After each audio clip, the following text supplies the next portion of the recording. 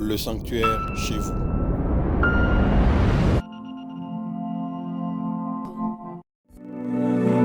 Shalom frères et sœurs, héritiers et héritières, vous qui nous suivez sur Facebook, sur YouTube, nous vous saluons tous dans le nom de notre Seigneur Jésus-Christ, lui qui nous donne l'occasion de pouvoir nous rassembler encore en ce moment. Nous bénissons le Seigneur, il va nous faire du bien et nous allons passer ce moment à l'écoute de sa parole. Nous allons sans plus tarder introduire ce moment par la prière. Père, merci. Merci pour ce moment que tu nous donnes. Merci pour la force que tu nous donnes. Merci pour tes bontés, tes grâces que tu renouvelles sur nous ce matin. Reçois toute la gloire et l'honneur.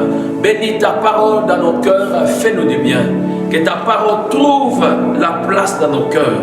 Et que cette parole puisse produire la vie en nous, dans le nom de Jésus. Saint-Esprit, parle-nous. Saint-Esprit, illumine les yeux de notre cœur, afin que nous puissions saisir ta parole. Bénis ta parole dans nos cœurs, au nom de Jésus. Amen. Gloire au Seigneur. Nous continuons avec notre série sur les combats spirituels. Et nous allons continuer aujourd'hui sur la victoire dans les combats spirituels. Comment marcher dans la victoire? Nous avons commencé à dire, premièrement, pour marcher dans la victoire, il est important d'avoir l'assurance de son salut. Deuxièmement, nous avons dit, il est important de bâtir sa foi, d'avoir une foi solide basée sur la parole de Dieu.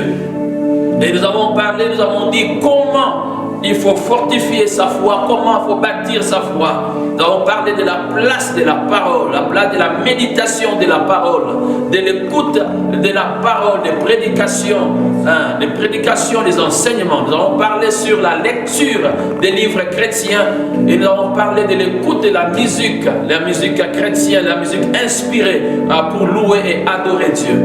Et deuxièmement, comment fortifier sa foi. Nous avons parlé sur la place de la prière. Il est important, en tant que chrétien, d'avoir une vie de prière. La vie de prière, les moments passés avec Dieu fortifient notre foi.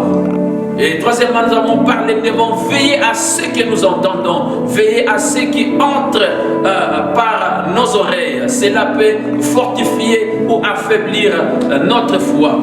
Comment marcher dans la victoire? Troisièmement, nous avons dit, nous devons avoir la révélation de la croix, la révélation de ce que le Seigneur a accompli pour nous à la croix.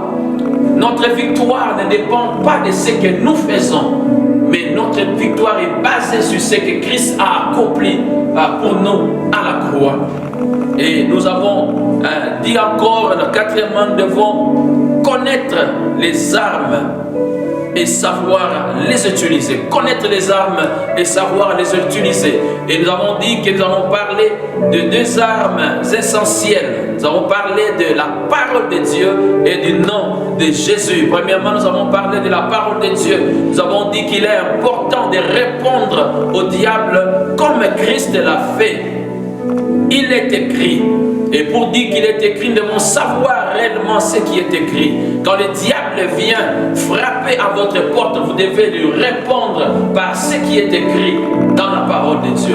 Et deuxièmement, nous avons commencé à parler du nom de Jésus. Le nom de Jésus. Le nom de Jésus est le nom le plus élevé. Le nom de Jésus est le nom qui est au-dessus de tout autre nom. Le nom de Jésus est le nom le plus élevé en autorité. Et par conséquent, devant ce nom, tout genou fléchit dans les cieux et sur la terre. Et toute langue doit confesser, déclarer que Jésus-Christ est Seigneur. Jésus-Christ, Jésus est le nom qui est élevé. Et la Bible nous dit que le nom de Jésus a été élevé au-dessus de toute domination, de toute autorité, de toute puissance, de toute dignité et de tout nom qui peut se nommer, non seulement dans le siècle présent, mais encore dans le siècle à venir. Quand le nom de Jésus est cité, tout autre nom doit fléchir, tout autre nom doit déclarer que ce nom, le nom de Jésus, Jésus-Christ est Seigneur. Et le Seigneur nous a donné la procuration, les mandats, les droits d'agir en son nom. Et par son nom, par le nom de Jésus, nous chassons les démons. Par le nom de Jésus, nous guérissons les malades. Par le nom de Jésus, nous récupérons ce que nous avons perdu.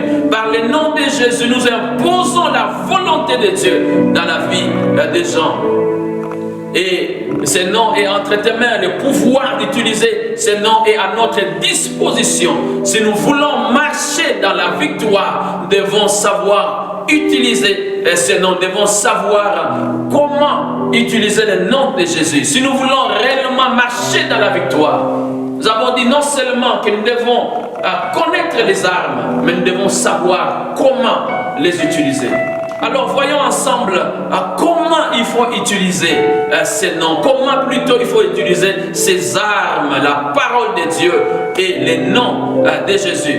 Nous avons parlé la fois passée sur ce qui consiste les combats. Nous avons dit que le diable, l'ennemi, est un ennemi vaincu. Le diable est un ennemi qui a été dépouillé, il a été désarmé. Le Seigneur a enlevé entre ses mains toutes ces armes qu'il pouvait utiliser contre nous. Donc nous avons affaire à un ennemi vaincu.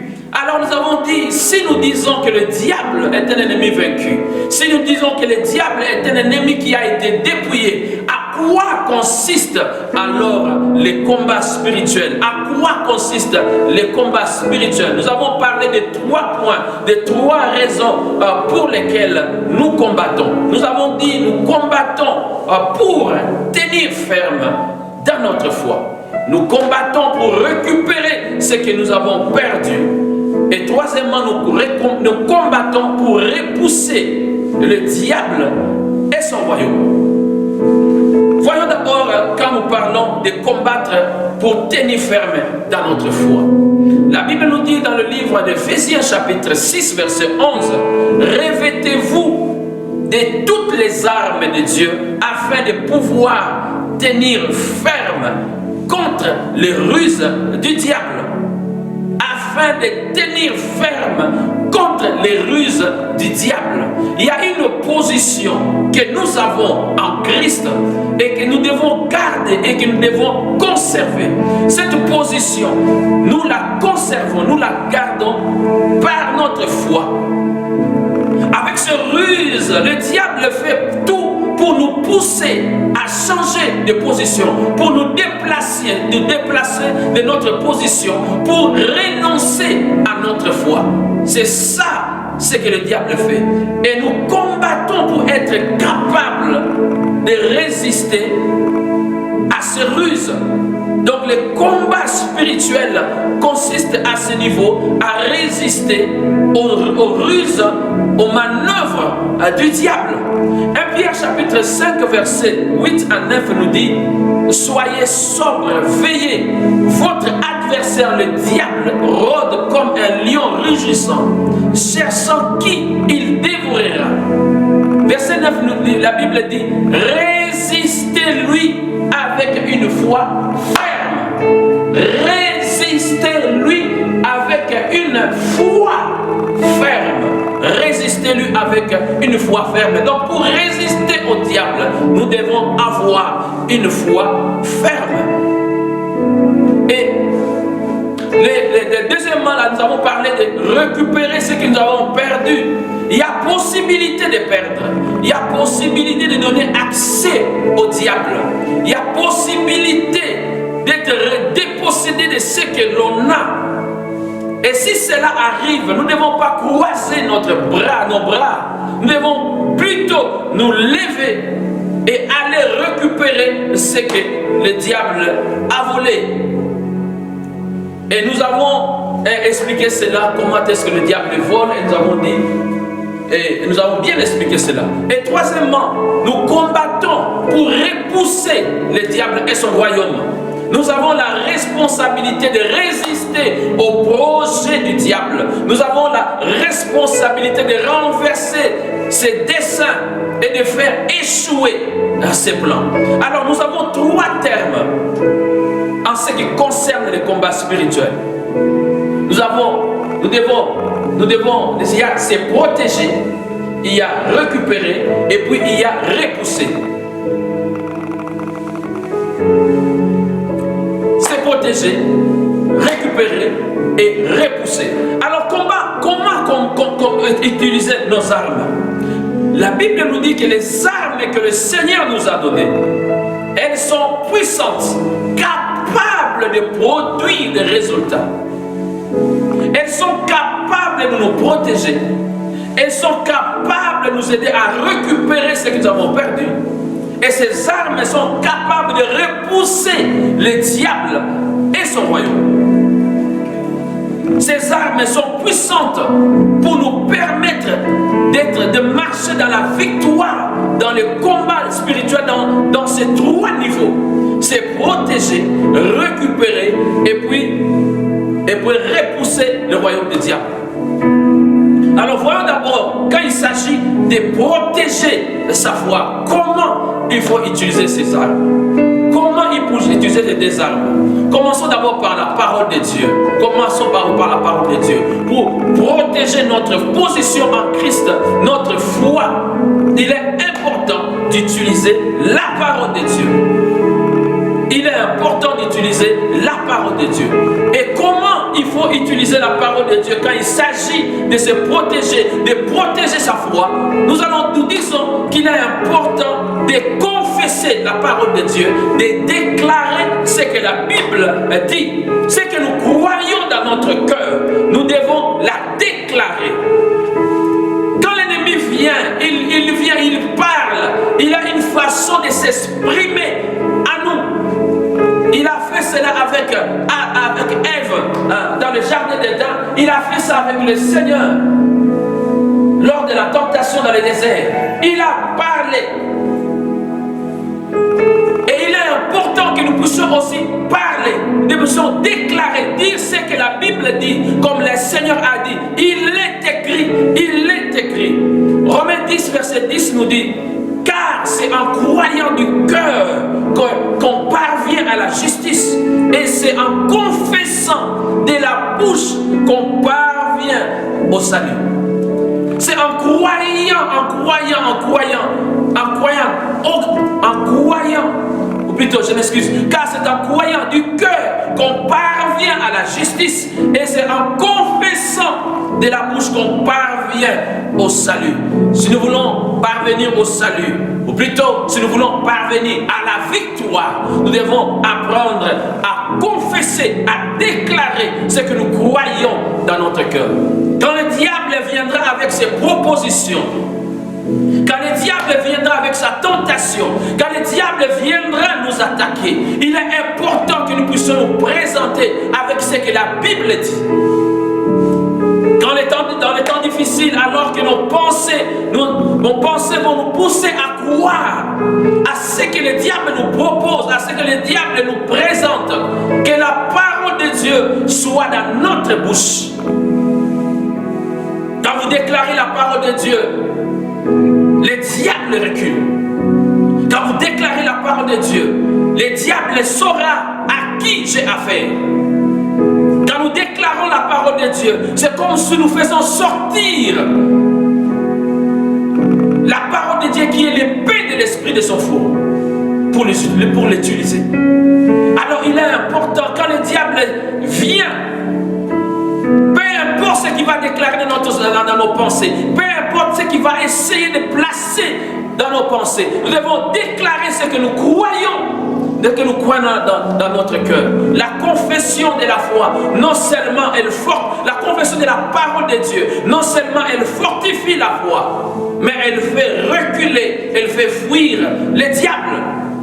La Bible dit, dans Jacques chapitre 4, verset 7, la Bible dit: soumettez-vous donc à Dieu et résistez au diable, et il fuira loin de vous.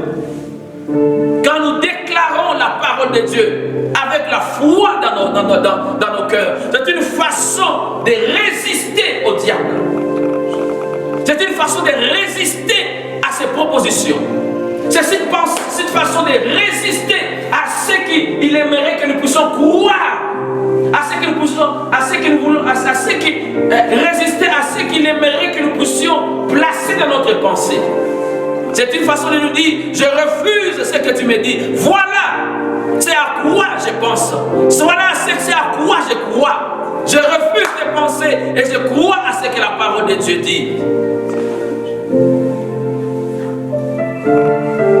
Aujourd'hui, on parle de la crise partout. Tout le monde dit ces choses ne marchent pas, les choses ne marchent pas. Et les diables l'utilisent pour nous enfoncer. Il viendra nous dire, voilà, vous n'allez pas vous en sortir. Cette crise, c'est partout, dans tous les pays. Comment réagir quand le diable vient avec ce genre de pensée? Si vous l'acceptez, vous allez réellement être dans la crise toute votre vie, tous les restants de votre vie. Parce que vous allez accepter ce que le diable vous propose. Mais alors, quand le diable vient, il dit ça ne va pas marcher. Même après-demain, les choses ne vont pas marcher. Vous devez savoir comment lui répondre selon ce que la parole de Dieu dit. Vous ne devez pas premièrement entretenir cette pensée. Et vous ne devez pas non plus rien dire. Quand le diable parle, vous devez réagir. Vous devez savoir ce que la Bible dit. Vous devez savoir ce que Dieu vous a dit. Est-ce que Dieu vous a dit que ça ne va pas marcher durant cette année? Ou au début de cette année, Dieu vous a donné une pensée. Et quand le diable viendra vous dire, les choses ne vont pas marcher, vous allez lui dire, Dieu m'a dit. Voilà ce que Dieu m'a dit. Quand le diable viendra vous dire que ça ne marche pas partout, trouvez un verset dans la Bible et répondez-lui. Permettez-moi de vous donner un verset que j'aime bien. Ésaïe chapitre 60 verset 2. La Bible dit, voici les ténèbres couvrent la terre et l'obscurité le peuple. Mais sur toi, l'Éternel s'élève, sur toi, sa gloire apparaît. Quand le diable vient, il vient te dire, ça ne marche pas, cette maladie a amené la crise partout en Europe, aux États-Unis. Il faut lui répondre. Voici les ténèbres couvrent la terre, l'obscurité les nations, le peuple. Mais sur moi l'Éternel s'élève. Sur moi, sa gloire apparaît. Ça ira bien avec moi. Tout ira bien avec moi. Parce que sa gloire de Dieu va se manifester dans ce moment alors qu'il y a ténèbres, obscurité partout. Les diables aimeraient en ce moment-ci vous décourager, que vous puissiez abandonner vos rêves, que vous puissiez abandonner votre vision à cause de tout ce qui se passe autour de vous dans le monde. Mais vous devez arriver à lui démontrer que malgré cela, vous continuez à croire à ce que Dieu a dit.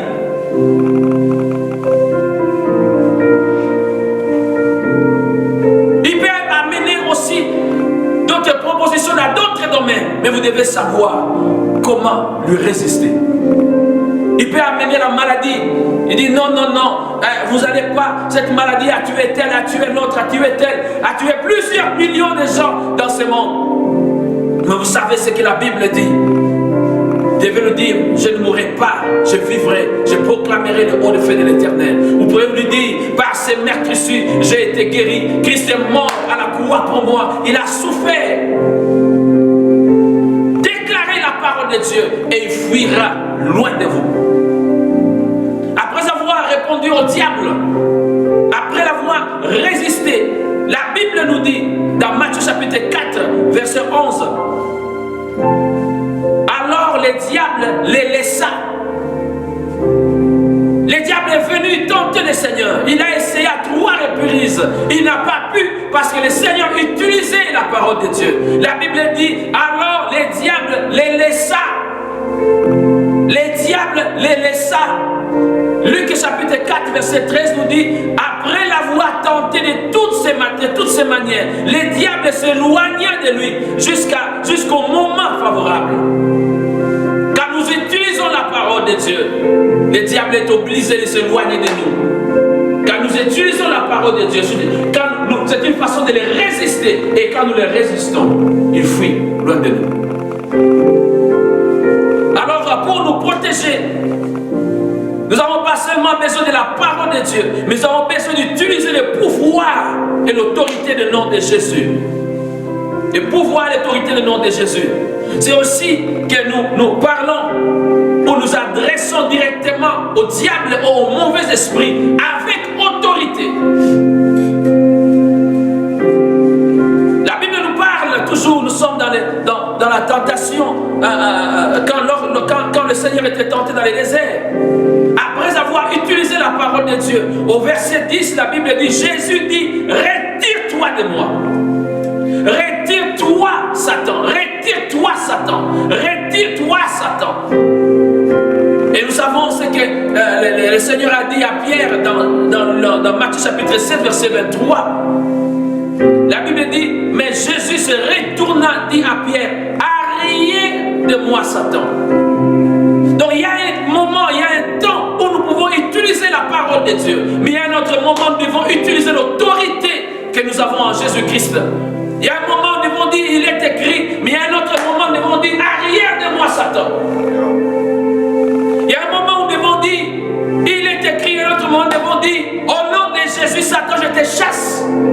Je te chasse de ma maison, je te chasse de mes affaires, je te chasse de mes relations. Il y a un moment d'utiliser la parole de Dieu, il y a un autre moment d'utiliser l'autorité que Christ nous a donnée. Il y a des pensées que vous pouvez avoir. Vous pensez que cela vient de vous-même. Cela peut venir du diable. Vous pouvez lui dire, arrière de moi, Satan. Il vient pour vous donner, vous mettre dans vos pensées des mauvaises idées. Il vient pour insérer dans votre tête, des pensées qui ne viennent pas de Dieu. Et quand vous réalisez que c'est le diable qui vient vous inspirer, non pas seulement il faut utiliser la parole de Dieu, mais utiliser l'autorité de Christ. Satan, je te refuse. Loin de moi, au nom de Jésus. Loin de moi, au nom de Jésus. Loin de moi, au nom de Jésus. Et comment utiliser la parole de Dieu pour récupérer ce que nous avons perdu? Toujours par la parole. Nous avons bien expliqué que le diable est derrière la parole. Le diable n'est pas derrière vos finances. Le diable n'est pas derrière votre mariage. Le diable n'est pas derrière vos affaires. Mais il est derrière la parole qui soutient vos finances, vos mariages, votre mariage et tout consort. Et s'il arrive à voler cette parole, il a volé les finances, il a volé vos affaires, il a volé votre foyer. Alors comment récupérer ce que vous avez perdu? Vous n'avez pas nécessairement besoin d'aller auprès du diable pour arracher ce qu'il a volé. Parce que qu'est-ce qu'il a volé? C'est la parole que le diable a volé. Et si vous voulez récupérer, allez récupérer la parole. Retournez à la parole. Retournez à la parole. Si vous retournez à ce que le diable a volé, à la parole que vous avez laissé tomber, à la parole que vous avez perdue, vous récupérez les domaines que vous avez perdus. Si vous avez perdu la santé, allez dans la parole. Allez dans la parole. Récupérez. Qu'est-ce que la Bible dit sur la santé? Allez-y, croyez encore à cette parole. Confessez encore cette parole. Mettez encore cette parole en pratique. C'est ainsi que vous allez récupérer ce que le diable vous a volé. Et non pas seulement qu'il faut retourner à la parole, mais aussi vous pouvez utiliser le nom de Jésus. Voilà c'est comment le diable utilise. Quand le diable vous vole la parole, qu'est-ce qu'il fait? Il fait tout pour que vous ne puissiez pas récupérer ce qu'il a volé. Il fait tout pour que lui aussi ne puisse pas perdre ce qu'il vous a volé. Alors qu'est-ce qu'il fait? Il met en vous une certaine influence, une certaine force, afin que vous ne soyez pas à mesure de retourner et de récupérer ce que vous avez perdu. Cela peut être un esprit, cela peut être une forteresse, une façon de voir, de penser. Cela peut être une oppression, une une certaine influence. C'est ce que nous disons, il met sa main sur la chose qu'il a volée, afin que vous puissiez avoir la capacité, la force de retourner à lui. Et là, il ne faut pas seulement confesser la parole de Dieu, récupérer la parole de Dieu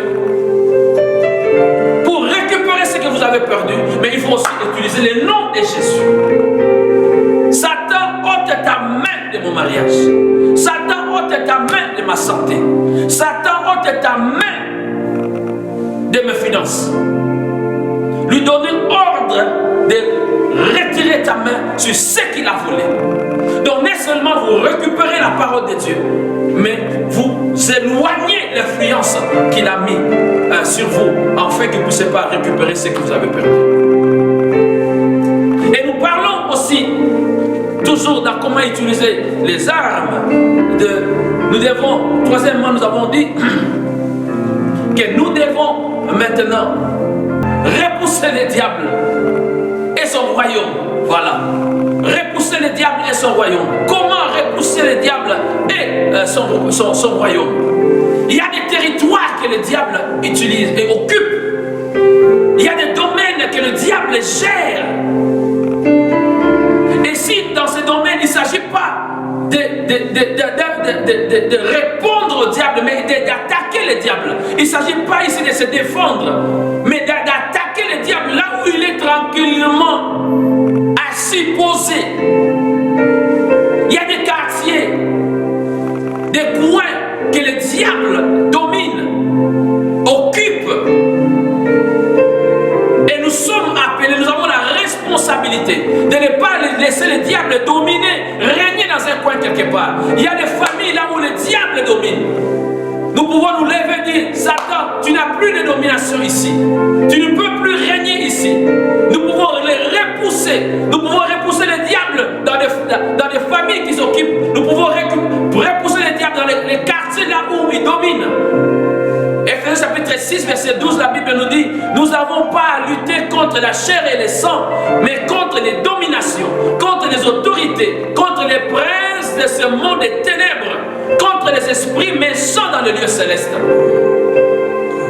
Il y a des coins, des quartiers, des villes qui sont sous l'influence des dominations, sous l'influence des autorités, sous l'influence des princes, sous l'influence des esprits méchants. Et quelquefois, nous nous retrouvons dans ces quartiers-là. Et si nous voulons bien évoluer dans ces quartiers, nous devons être même capables de combattre, de résister, de repousser les diables dans le nom de Jésus. Repousser les diables, de ne pas les laisser dominer, régner. Et cela, nous pouvons le faire. Comment repousser les diables comme ça? Nous devons le faire par l'intercession. Intercéder pour les gens qui sont sous la domination dans ces quartiers, dans cette famille. Nous pouvons le faire par les prières d'autorité que nous avons dit. Commander le diable à reculer, à quitter les territoires qui dominent. Parce que nous avons l'autorité sur lui. Nous pouvons les commander. Et il finira par nous obéir. Parce que nous avons reçu l'autorité. Nous pouvons réclamer une famille, un quartier, une ville. Nous pouvons réclamer cela au nom de Jésus et récupérer cela pour Jésus, pour que Jésus seul puisse régner. Nous pouvons le faire aussi par la prédication de l'évangile. Romains chapitre 1 verset 16, la Bible nous dit, c'est l'apôtre qui parle, dit, je n'ai point honte de l'évangile, c'est la puissance de Dieu pour le salut de quiconque qui croit. La parole, la prédication de Dieu est puissante. La prédication de Dieu est capable de faire reculer le diable. Dans un quartier, quand nous commençons à prêcher l'évangile, elle sort avec puissance et le diable est obligé de reculer. C'est comme ça que les hommes et les femmes quittent les royaumes des ténèbres pour se retrouver dans les royaumes de Dieu par la prédication de l'évangile. Alléluia. Nous voulons marcher dans la victoire et nous voulons voir le royaume de Dieu s'imposer sur la terre. Nous voulons voir le royaume de Dieu aller de l'avant. Oh, gloire au Seigneur. Comment marcher dans la victoire? Nous allons terminer prochainement. Comment marcher dans la victoire? Mais permettez-moi de prier ensemble avec vous. Il y a plusieurs personnes qui sont malades en ce moment-ci. Il y a plusieurs personnes qui souffrent en ce moment-ci. Nous voulons prier pour que le Seigneur puisse vous toucher. Seigneur, je viens devant toi au nom de Jésus. Je viens présenter mon frère, ma soeur qui est malade en ce moment. En ce moment où les vents, Seigneur, soufflent. En ce moment où le diable a envoyé ses démons pour détruire, Seigneur, et en ce moment, où l'esprit des morts est en train de circuler, je prie pour mon frère et ma soeur. Apporte ta guérison.